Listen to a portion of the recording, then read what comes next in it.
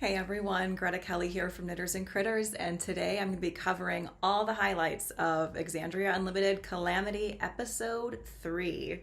Mandatory spoiler warning time. Of course, I'm going to be talking about everything that's happened, not only in this episode, but in previous ones, top to tail.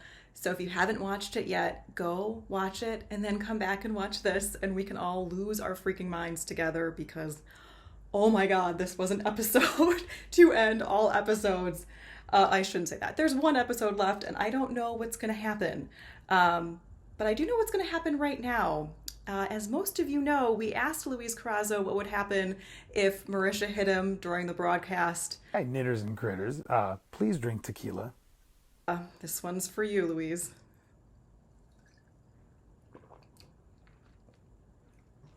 Oh god, I was not ready for that. Marisha, why? Okay, moving on. So this episode opened up with the battle between the Ring of Brass. They were facing off against Dean Lycretia Hollow and all of her minions, including Milas Fend, the Magister from episode 1, who apparently is also a devil. Holy crap. Did not see that coming. I knew he had to be a bad guy, but that kind of opened the door to all kinds of nonsense, including like all the stuff that's happening with Xerxes. Apparently he speaks Infernal now. How did that happen? Who knows? We've got one episode to find out, but dang, those devils were like all over Xerxes. And it's making me really worried because later on in the episode, when Xerxes recovered those memories that Paisha had originally taken from him, he mentioned when Evandrin died that he and Paisha were going to do this ritual for true resurrection. And he just kept going on saying, like, I will do anything, I will give anything, I will promise anything, just bring him back. And I made me wonder, like, is someone listening? We all know Warlock patrons can be tricky, and of course he's a paladin, but we've seen dual classing before. And it felt like something similar had happened with Delilah Briarwood from Campaign 1 and, of course, the Amazon special. So is Xerxes going to be doing like a patron warlock thing? I don't know.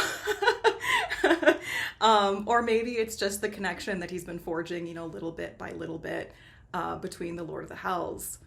But dang. And then why did they need his blood? Like, someone in the comments, if anyone has any good theories, please let me know. It's driving me crazy. I don't understand why they needed his blood. God, this battle was so cool. And it was like 2.5 hours long. And sometimes when battles get that long and you're just a viewer, it can feel like it's kind of dragging. But that didn't feel like this to me. In part because the stakes were just so freaking high. And like Lucretia wants Paisha dead so badly. Like, I want to know why. Like, what's the beef between these two women? But she finger of death to Marisha's character. And thanks to like counterspell rollies, she failed both on the finger of death and also, of course, on the, I think it was zone of death at the last one. Paisha and Xerxes kind of teamed up and the spell backfired. And that was the end of Lucretia Hollow. But dang, that battle was so cool. And a couple of other really interesting things happened during it. First of all, Saret's memories got, pulled out, and it seemed like they were just looking for information about where all of Vespin Chloris's things are. And I cannot for the life of me figure out why they need those items. Like, what could Vespin possibly need of any of those artifacts? Because none of it, because like in the first episode, I'm pretty sure Saret rolled like an awesome investigation check. Oh, there's like so many layers to this story. I love it so much. And then speaking of memories, Nidus stole memories from that mage that was working with Lycretia, and it gave them a bunch of clues about what was going to be happening next, which led them to want to return to the Arboreal Calyx. But of course, before they can do that, it's a Zone of Truth time. I did not see that coming. I knew that Xerxes was going to want information. But when that whole little speech began, I was like, oh God, he's going to Zone of Truth this. Like, what's going to come out now? And then he did it, and both Quay and Laren defeated it, and everyone else submitted to it, but they actively resisted it. And Laren, that makes sense. Like, obviously some stuff's happening with our girl Laren, but what does Quay know? Like, is it just the principle of the thing that kind of rubbed him the wrong way? Or is there something more? I mean, we all remember from episode 2 that file folder, memory crystal thing at the Herald's Tome with Evandrin's name on it that was just mysteriously empty. And Sam has been, like, kind of quiet this game. I mean, he's not usually the person who solves all the mysteries, but he seems especially quiet in this little mini series. So maybe he does know something. I'm not sure. But I loved that scene so much, mostly because of how it ended. Sarah just burned them, and like Laren specifically, for how selfish and single-minded they're all being. And Laren, at least, definitely had it coming. I mean, her experiment to transfer Evandrin to the Celestial Plane and back again killed him. Oh, she has been well and truly hoised by her own petard. And now she wants to repeat that experiment on the entire city with all of their family and friends. Like, of course Sarah is going to be livid about this. But why aren't more of the Ring of Brass? Like, are they just, like, a victim of their own success, maybe? I don't know. But Sarah just is like, I'm out. I got to take care of my kids. Totally understand that. And Brennan Lee Mulligan, I know you are watching. If you kill Sarah's family, I will find you. I will not be okay. Oh man, that was so good and so well acted by Travis Willingham. He just knows what he's doing. I think Brendan even said, like, oh damn, you guys play D&D so well. And it's so true. It was amazing. And then after that, they go, of course, to the Arboreal Calyx. And he's been so good about all of the visuals in this campaign so far, but the imagery of the Tree of Life was just so beautiful. But it was also such a callback to the floating tree that Nidus gave Paisha during that very, very first game. And that kind of has me thinking, like, is it just an interesting bit of foreshadowing, or is it something more? You know, it got my little author brain moving. You know, if I was writing the book, it would be more than just foreshadowing. I just think that Nidus would have to know something extra to give that particular gift to Paisha. I don't know if that's actually going to pan out. We've only got the one game left. Not to say that there aren't more secrets to be revealed. I'm sure that there are. But I'm not sure if Nidus will actually have the key to solving anything. But he, you know, remember, he was the only one who really stepped up to save the Tree of Names. But I'm getting ahead of myself because, of course, we have to talk about the whole Laren of it all. Because, oh,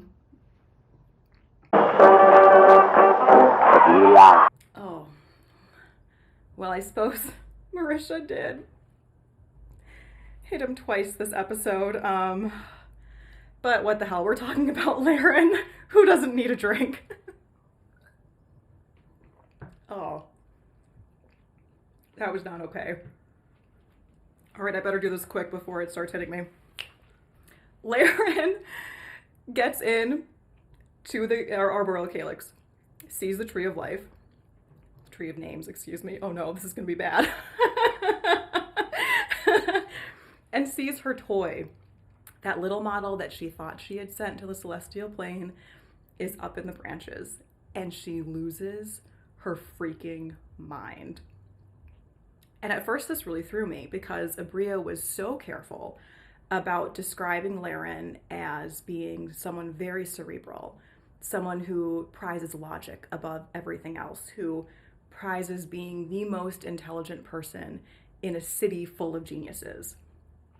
And how quickly and how viscerally and like emotionally she started casting blight really, and then of course everything that happened really took me aback at first. But thinking about it over the past couple days, it kind of started to like not make sense, because it's not a decision I don't think I would have made, but just the way her character is, if you think about it, Laren feels like what happens when someone with a narcissistic personality disorder like fails, and fails in such a profound way that not only are there life and death consequences for the people around her, but the failure actually shakes her own identity to its very core. Like I said, she prides herself on being the smartest person in every room, everywhere. And she failed this experiment, and Evandrin died. And that's on her. I still think that's on her. Regardless of whatever the Tree of Names may or may not have done to Evandrin, it seems extremely irresponsible to have tested the whole thing on a living individual instead of a toy to begin with. I guess she hasn't explicitly said that's how it went down, but still, you don't start with human trials. But yeah, and then when she saw the tree, it like gave her an out, I think. It gave her something to point at and say, this is why it failed. I didn't fail. I was thwarted.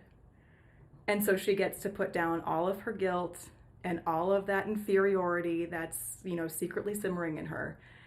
And it just breaks open the rage. And so she starts casting blight.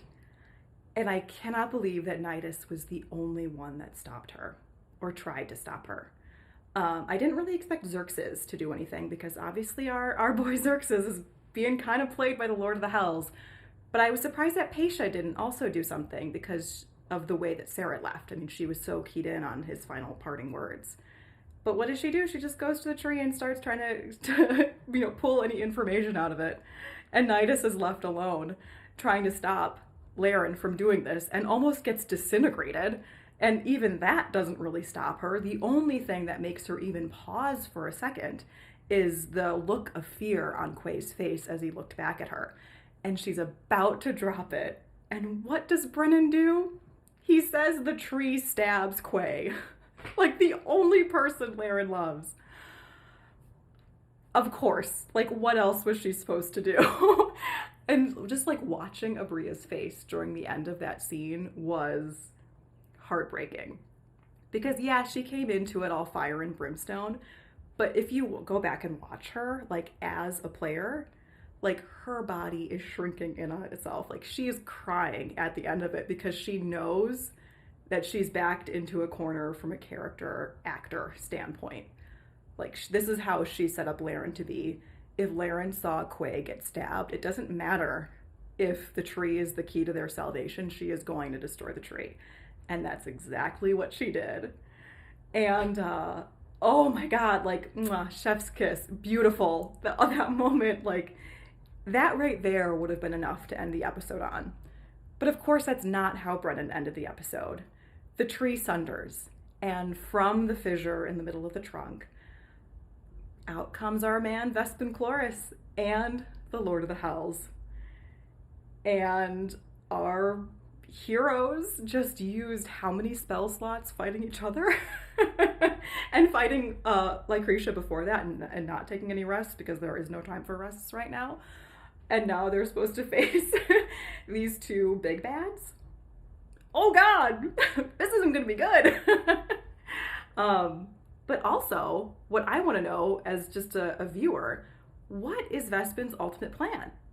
Because I was really operating under the assumption that he needed the city to land in order to release the Lord of the Hells. That is obviously not true.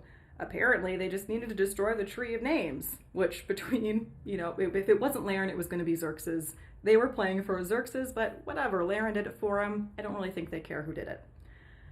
But then why did they need the city to land?